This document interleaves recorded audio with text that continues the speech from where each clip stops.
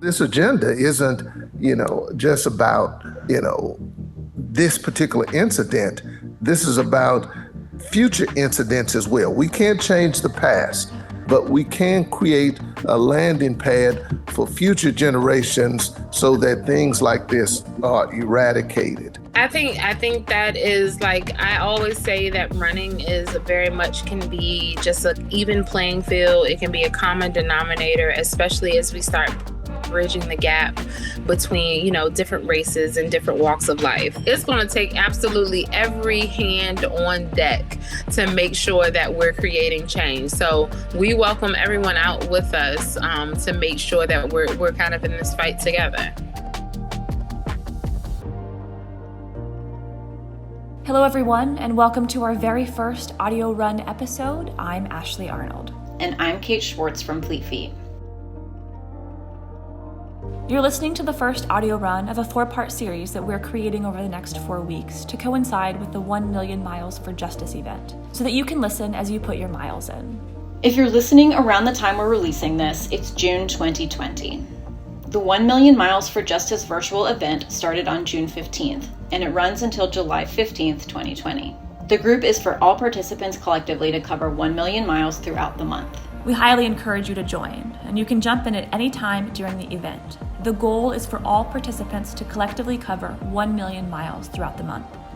You can run, walk, cycle, and move however you want. The cost to join is $25.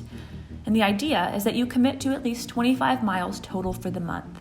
You can donate $1 per mile beyond that distance. The net race profits go to the NAACP, an organization that has been fighting for racial justice since 1940.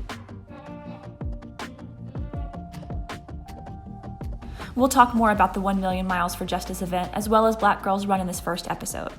We interview the CEO and owner of BGR, Ell Alexander. My name is Ell Alexander, and I am the owner and CEO of Black Girls Run. Black Girls Run, or BGR, was founded in 2009 to address the growing obesity epidemic in the Black community.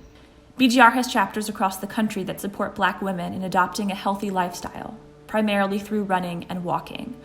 While BGR was founded for Black women, the organization and its members welcome participants of all races with resources, motivation, service opportunities, and group runs. We also interview race organizers Raynard, Lawler, and Vergil Chames, who are also founding members of the Alabama-based Walk, Jog, Run Club. Okay, my name is Raynard Lawler. I am one of the organizers for the Civil Rights Race Series and Operations Director.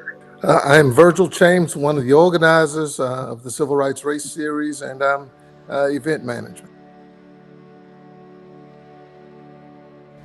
After the murder of Ahmaud Arbery, a Black man killed while running, the disproportionate toll that COVID-19 has taken on Black people, and the deaths of Breonna Taylor and George Floyd at the hands of the police, it has become more clear than ever that things have got to change. It was these events that inspired longtime friends Raynard Lawler and Vergil Chames to create the 1 Million Miles for Justice event. Raynard and Vergil founded the Civil Rights Series in 2018. They had already established their Alabama-based Walk, Jog, Run Club to promote healthy living, but they wanted to expand their impact beyond hosting a basic 5K run. So they developed road races in historic areas where significant civil rights events occurred. Their first event was a 51-mile relay from Selma, Alabama to Montgomery on the path of the historic March for Voting Rights led by Dr. Martin Luther King Jr. in 1965. The Civil Rights Race Series events were created around the 3 pillars of health, education, and economic development. Okay, and so as we talk about the Civil Rights Race Series and its evolution, we developed 3 pillars that we stand on. And so those 3 pillars are, first of all, education. As we go into each of these communities, we want our run community, our cycling community, to understand the impact of that community. So we want to tell the story of what happened there. So we'll identify museums, historic trails, monuments that are in those areas. We'll have a participant potentially from that area to come out to our event and speak about what they witnessed, what they experienced. Second thing is we espouse fitness because we're all cyclists, runners. We're advocating for a healthy lifestyle. And then our last component is economic development. So within each of the communities, we try to give back to those communities. What in your mind would really make this event as successful as you want it to be? From my perspective, getting a large, diverse group of people to participate. It reminds me of an African proverb, I am that I am because of who we all are, meaning that an individual can't grow any larger than what the collective allows that individual to become.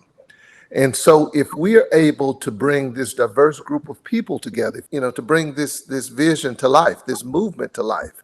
And so if we're able to amplify that message out to all communities, because these are difficult times and difficult conversations are occurring.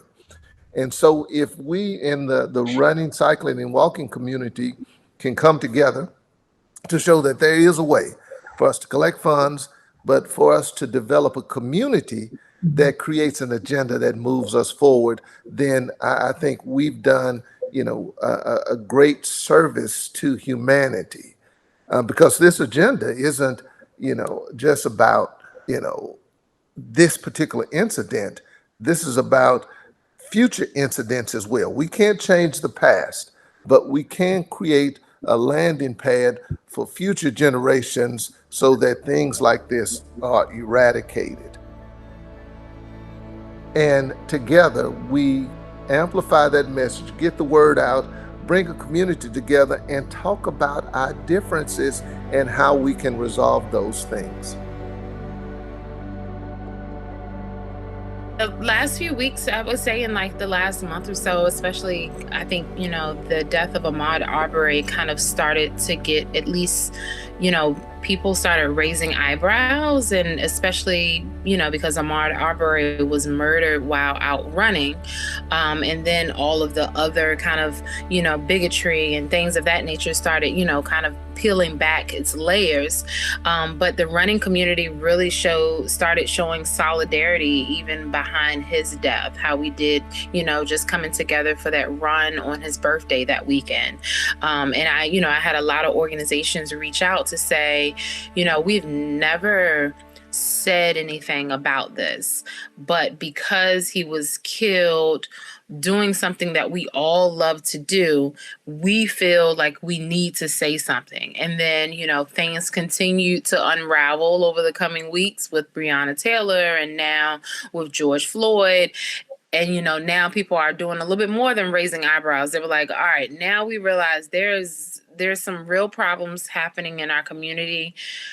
We've been too complacent and too silent for too long. And now conversations with me are looking a lot different. It's not, JL, I'm sorry to hear about this going on in your community. Let's do a one-off run. Now it's, how can we work together? We definitely admit that we haven't been the best in being as inclusive as possible in our organization. How can we create some sustainable relationships, create some impactful change? Now it's let's have coffee. Let's break out some pens, some papers. Let's create a plan. Let's do some follow-up. Let's do some check-ins, and let's start putting some things in place that will actually start showing that we want to make a difference. And do you think that the momentum will carry? Do you have this feeling about why it will, if you think that it will? And I kind of teeter the fence. I'm like, we're a very ADD community. When something is, a hot topic, something is media, just like, the pandemic kind of shifted into this whole, social activism. And now people have forgotten that it's still a virus out there.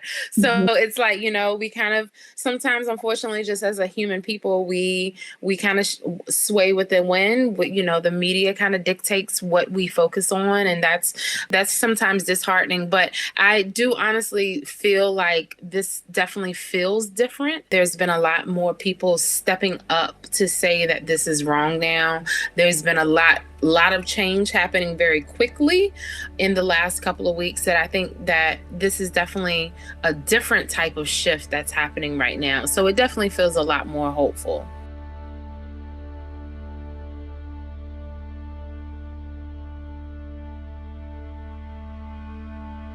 Everyone is thinking, how can I be of assistance? I'm not a marcher. I'm not sure what will I be received in my community if I do this, this, or this?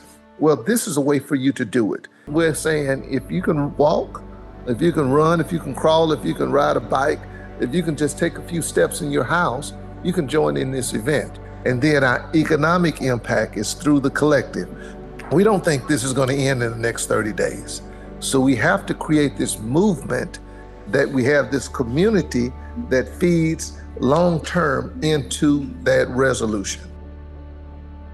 When we were thinking about like this first audio run and like what should we talk about, and I kept going back to the coronavirus and disproportionately affecting Black populations. It was like this was this decisive moment. Like I'm thinking of like this big soup, which is not probably a good like we can look at police brutality and this is this one thing that we can focus on. Right. That's like one ingredient. It's a lot of different layers to it. And so, we look at COVID-19. Well, even before COVID-19 was, introduced or however you want to articulate it, the mission behind Black Girls Run and WJR Club is that we want to use physical activity to get our communities healthier. Well, we need to get our communities healthier because there are different things in our community where either we don't have access to, grocery stores, or we don't have walkable streets and sidewalks for people to go out running, or they just aren't safe communities where you just can't go out your front door and just go walking or running. So, and then there's other cultural things too. So, or like access to healthcare. I think I heard someone talking last week. It's like, Black people are at the top of the rates for having COVID-19, but they're also at the top of the charts for being the highest demographic of essential workers. So they're helping, but they're also not receiving the help. And so I was like, that's tough. As an international platform now that we're creating with this 1 million miles for justice, we want to advocate for the healthy lifestyle. In some of the communities, just based on the socioeconomics of that community, people don't prioritize health. It's survival. When you're in a food desert and you don't have access to fresh fruits and vegetables, you aren't really thinking about, I'm going to run me a 5K today. I'm going to eat, this really well-balanced meal today. It's about survival.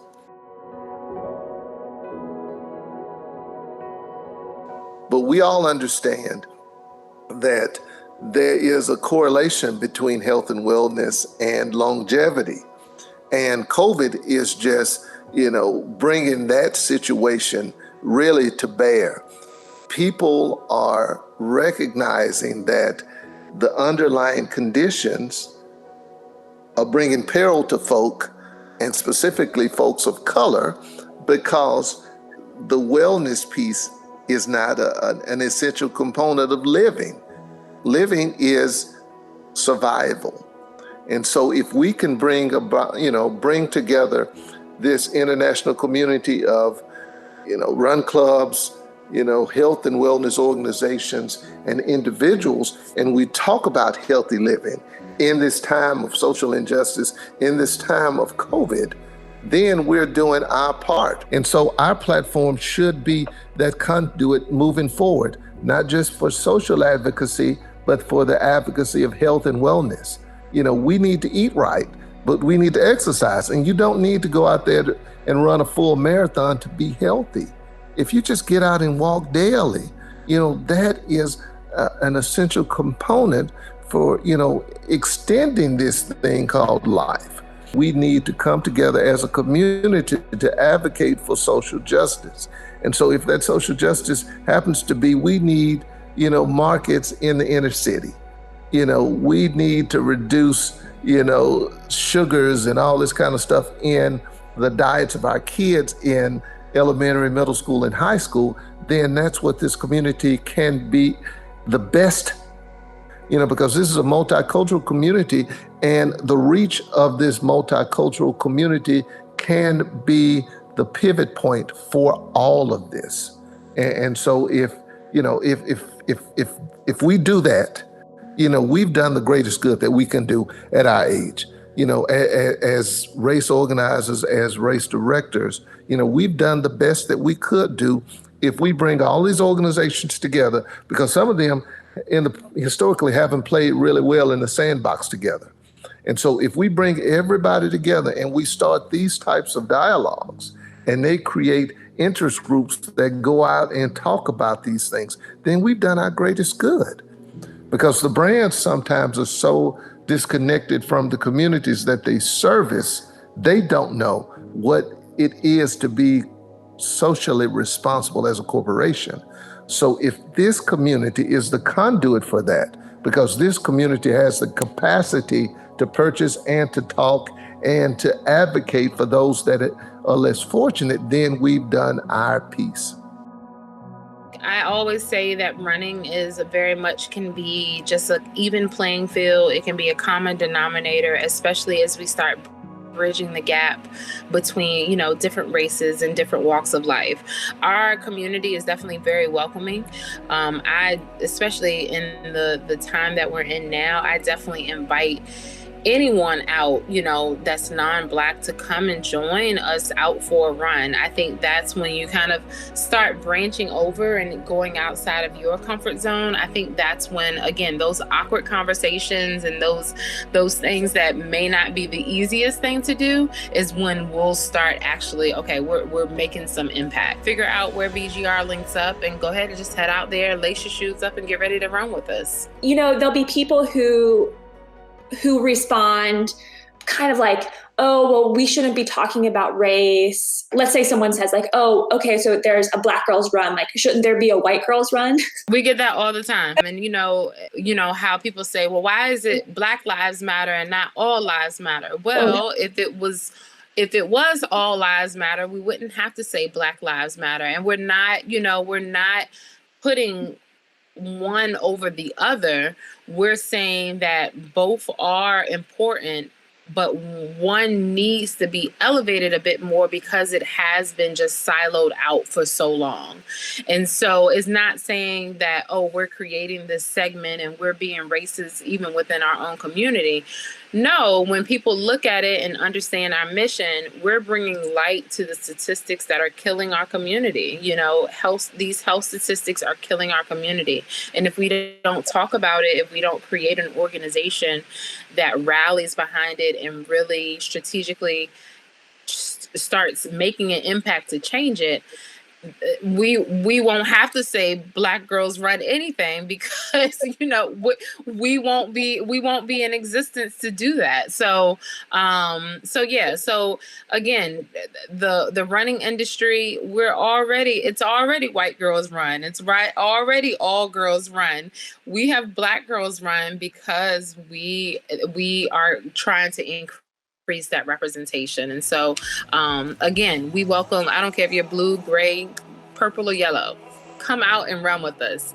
It's going to take absolutely every hand on deck to make sure that we're creating change. So we welcome everyone out with us to make sure that we're kind of in this fight together.